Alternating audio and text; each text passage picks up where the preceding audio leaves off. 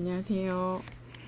저번 시간까지 이제 빅6가 무엇이고, 이제 빅6 6단계가 어떻게 구성되어 있는가라는 강의를 했는데요. 이번에 이제 정말 중요한, 그렇다면 빅6는 미국 프로그램이잖아요. 이 미국 프로그램을 한국에서 어떻게 논술로 만들었고, 그게 이제 특징이 무엇인가에 대해서 강의를 하도록 하겠습니다. 빅6 통합 논술의 목적은 창의적 문제 해결력 향상, 이렇게 딱 말씀드릴 수 있거든요.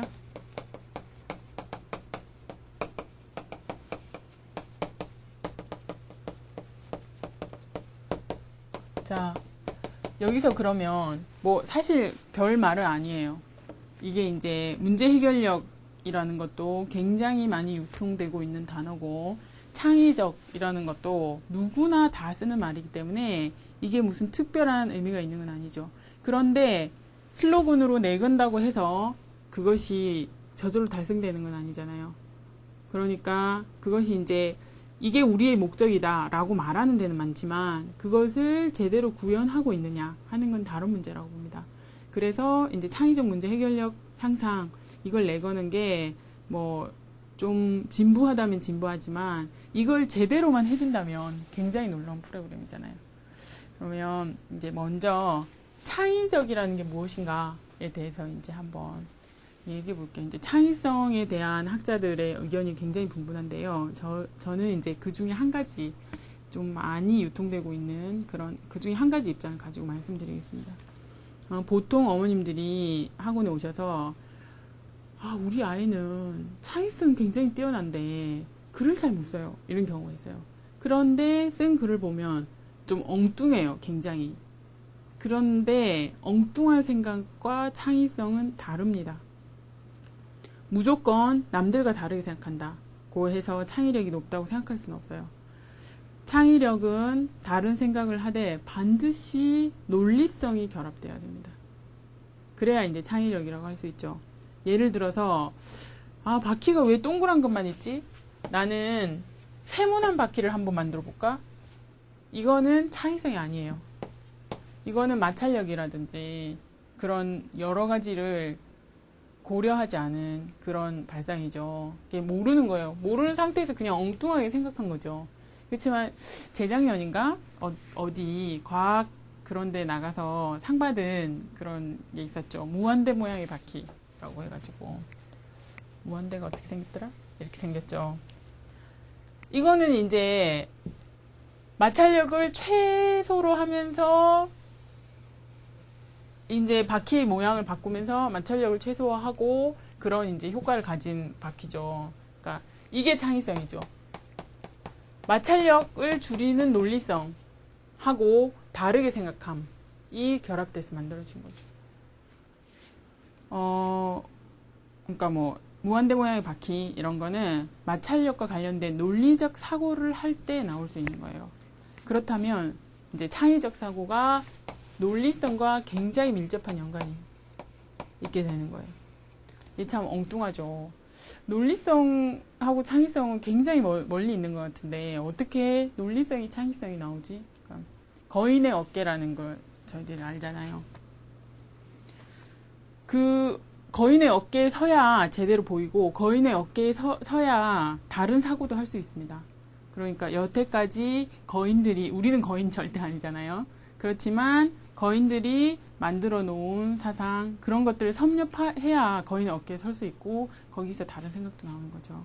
그래서 논리성과 창의성은 사실 서로 너무나 다른 개념은 아니라고 볼 수 있고요. 그렇다면 논리성은 어디서 나오느냐? 이게 이제 관건인데, 논리적 사고를 이제 기르기 위해서는 당연히 제가 이제 아까 말씀드렸듯이 거인의 어깨처럼 다양한 정보를 접해야 됩니다.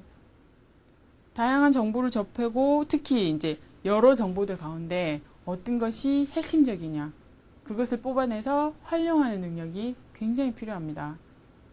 다양한 정보를 접해서 기초 지식을 쌓고 맥락에 맞게 정보를 활용하는 능력, 거기에서 논리적 사고의 기초가 다져지는 거죠. 아까 제가 이제 그런 빅6랑 딱 궁합이 맞죠. 창의적이라는 게.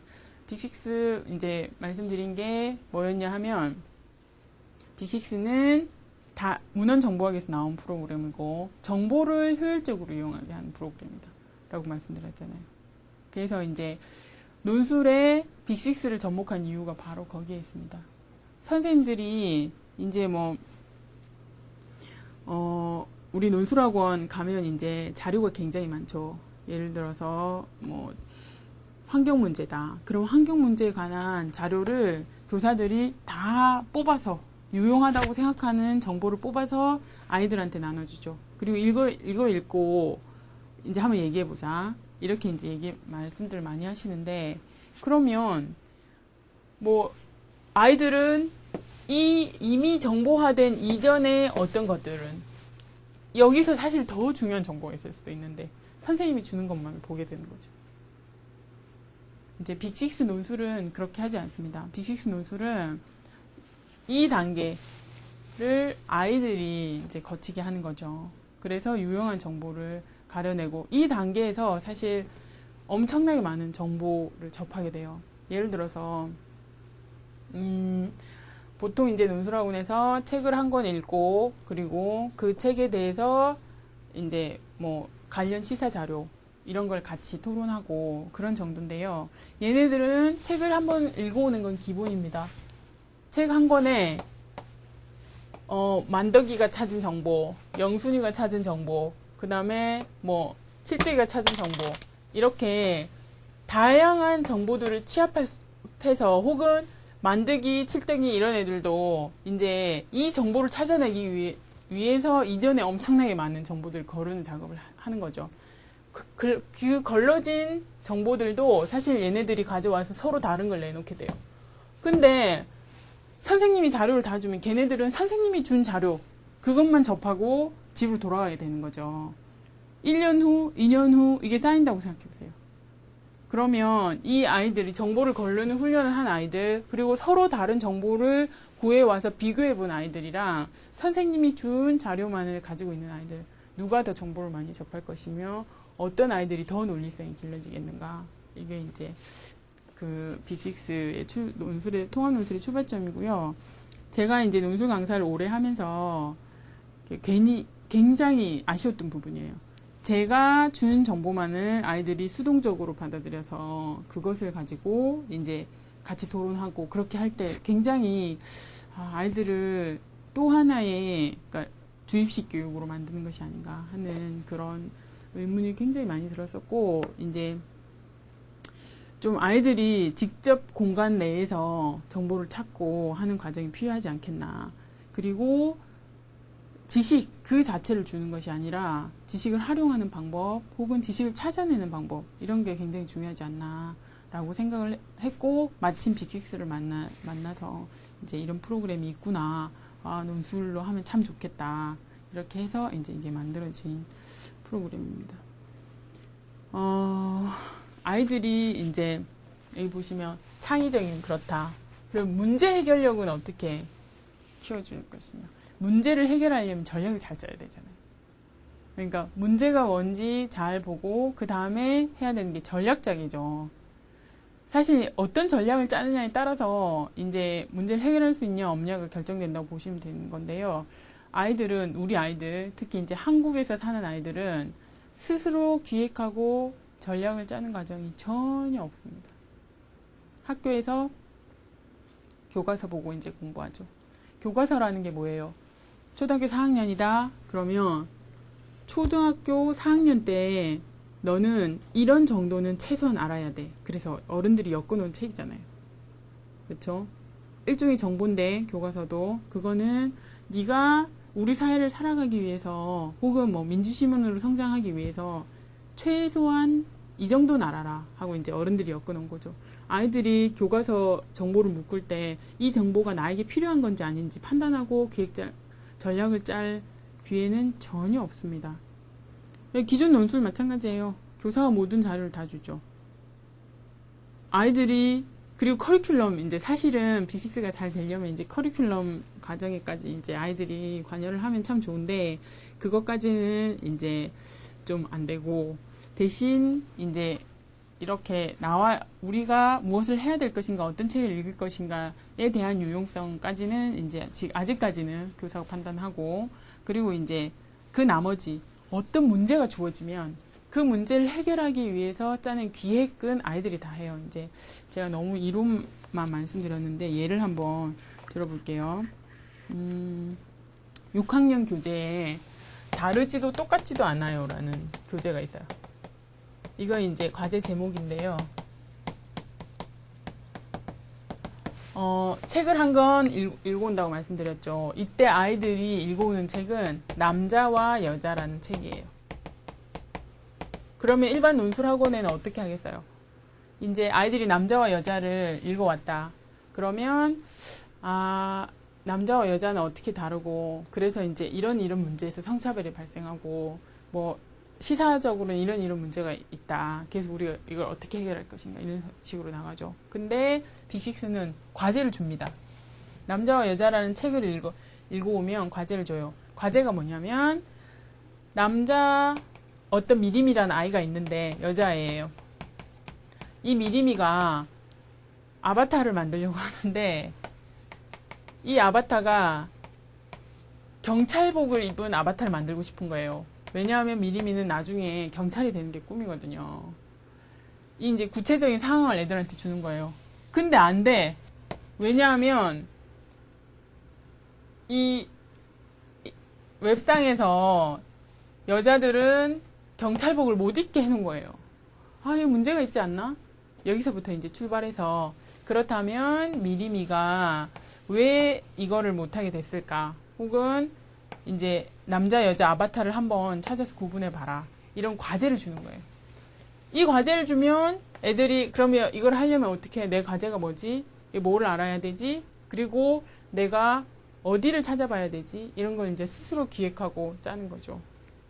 그리고 이제 맨 마지막에 해결 방안까지 이제 토론도 반드시 들어가는데, 토론 찬반 토론 반드시 이제 들어가게 돼 있고, 그렇게 이제 하다 보면 아이들이 문제를 해결하는 능력을 스스로 기획하고 전략을 짜는 과정에서 키울 수 있죠. 근데 문제를 주지 않고, 일반 학원에서 문제를 안 주잖아요. 문제 상황을 안 주잖아요. 그냥 한번 논술해보자, 단편적으로. 혹은 한번 토론해보자. 그렇게 얘기를 하는데, 그거는 사실 주제 이해에 가깝습니다. 일반 논술에서 하는 거는 이거에 대해서 어떻게 생각하나요? 이런 것도 마찬가지고, 위에서 말하고자 하는 것은 무엇인가요? 이 저자의 주장에 대해서 어떻게 생각하나요? 이게 이제 주제 이해고 아주 단편적인 지식이죠. 통째로 문제를 던져줘서 이 문제를 해결하게 하는 것은 빅6 논술밖에 없습니다. 아직까지. 사실 초기에 이제 논술이 나왔을 때 글쓰기만 주창시켰어요. 94년 이럴 때 이제 왜 논술은 글이잖아요. 글을 잘 쓰면 논술을 잘한다. 그렇게 해서 글쓰기만 계속 시켰죠. 그런데 이상해요. 아무리 글을 많이 쓰게 시켜도 아이들이 잘 안 느는 거예요. 그런데 보니 책을 많이 읽은 아이들은 글을 잘 쓰는 거예요. 그게 어디서 오냐? 독서력이다.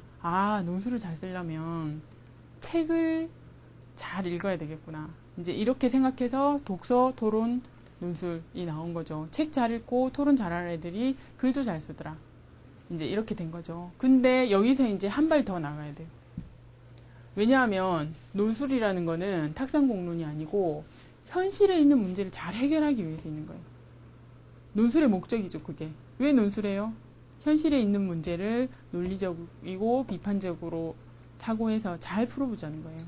그렇다면 문제를 직접 주고 현실에 있는 문제를 해결하게 하는 과정을 익히는 게 그 시간에 논술 한 편을 써내는 것보다 훨씬 값질 수 있죠. 물론 이제 저희들도 결과물이 논술로 나오긴 하죠. 그렇지만 그거는 이 과정을 다 익힌 이후에 결과물이 나오는 거라서 조금 다른 거죠. 목적 이렇게 하다가 제가 이제 굉장히 얘기가 길어졌는데, 창의적인 문제 해결력이 향상된다. 이 말은 이제 앞으로 미래 사회에서 필요로 한 인재를 만든다. 이런 거하고 똑같습니다. 그러니까 이제 저희들이 얘기할 때 빅6의 목적이 뭐냐? 이렇게 얘기하면 창의적 문제 해결력을 향상시켜서 미래의 글로벌 리더를 만들겠다. 이런 거죠.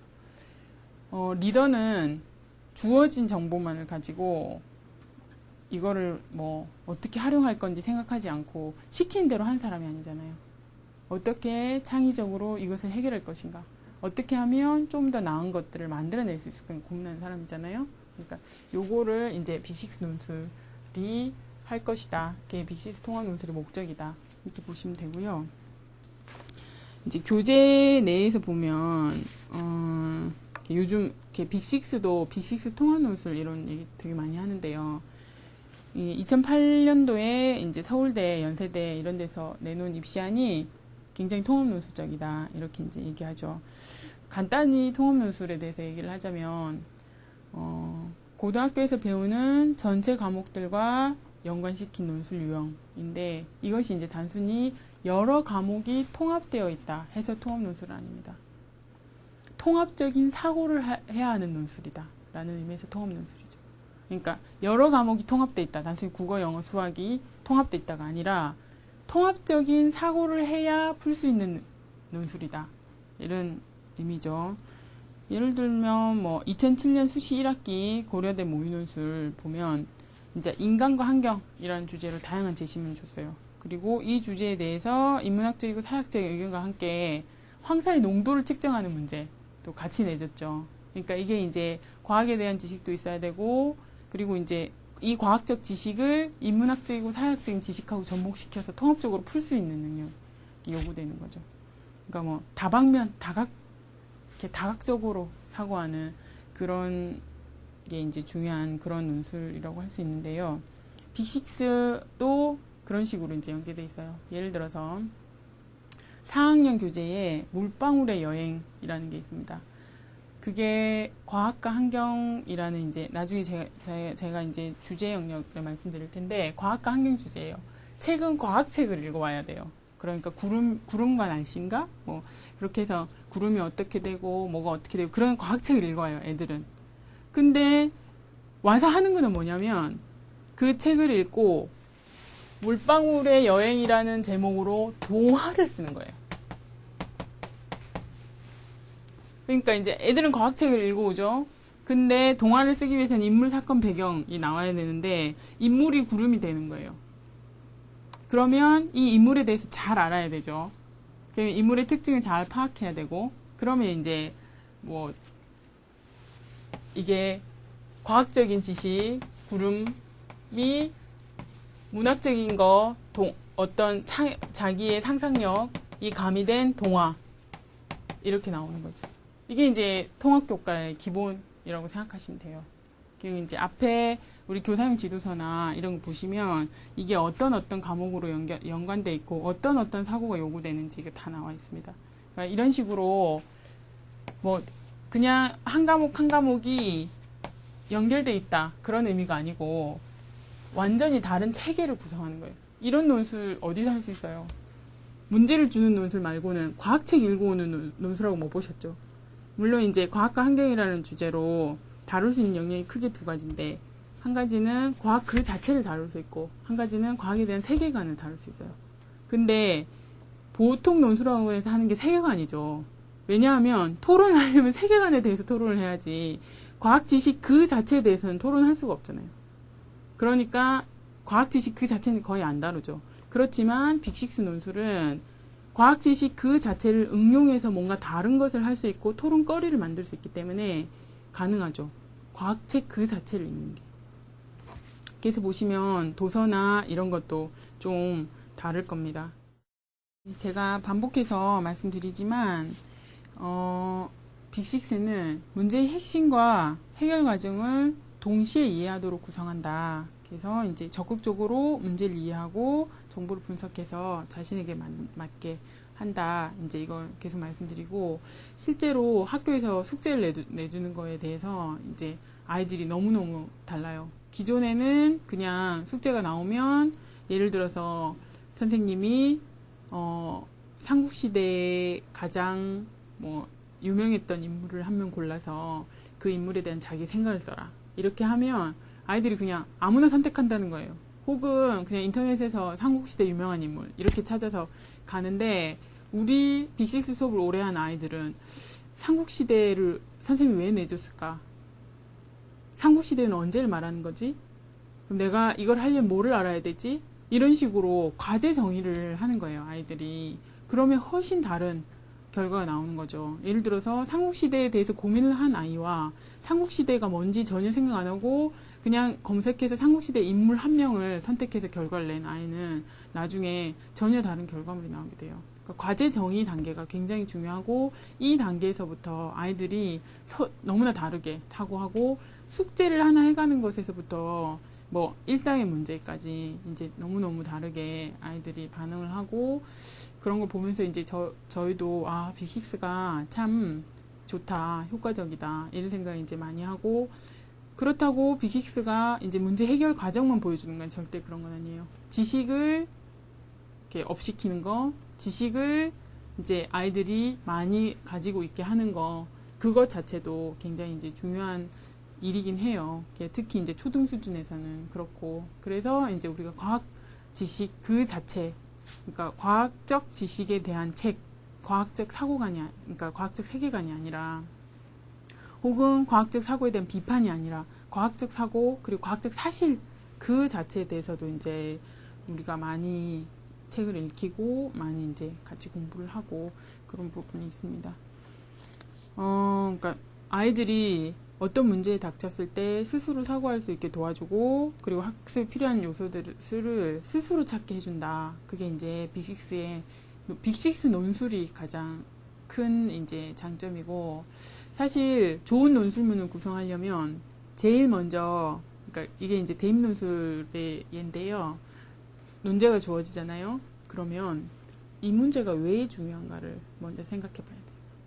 왜 하필 2008년도 수시 1학기에서 고대에서 이 문제를 냈을까? 이 문제가 왜 중요하지? 왜 중요하기 때문에 이 문제가 논술 문제로 나왔을까?에 대한 고민이 먼저 돼야 됩니다. 그리고 그걸 서론에서 잘 녹여야 사실 좋은 논술문의 출발점이라고 할 수 있습니다. 그러니까 그 사실에 대해서 본론을 구성하는 건 어렵지 않아요. 그런데 이제 그런 고민부터 시작할 수 있게 만들어주는 게 빅6 논술이고 어떤 한 문제가 주어졌을 때 이 문제가 이제 어떻게 우리 사회에 어떤 영향을 미치고 이런 것 결과만을 생각하는 게 아니라 왜 우리가 우리 사회에 이게 우리 사회에 어떤 영향을 미치는지를 왜 고민해야 되죠? 이런 근본적인 질문부터 사실은 던지는 게 빅6고요. 그런 것들을 잘 체화시켜 놓은 게 빅6 논술이라고 생각하시면 됩니다. 그러니까 고민 지점이 상당히 많이 다르죠. 이제 제가 다음 시간에 그렇다면 이제 빅6의 커리큘럼은 어떤 식으로 구성되어 있고 그렇다면 수업 모형은 어떤 식으로 구성되어 있는지 말씀드릴 건데요. 이제 그거를 하면서 좀 더 빅6 논술에 대해서 자세히 알아가면 좋겠습니다.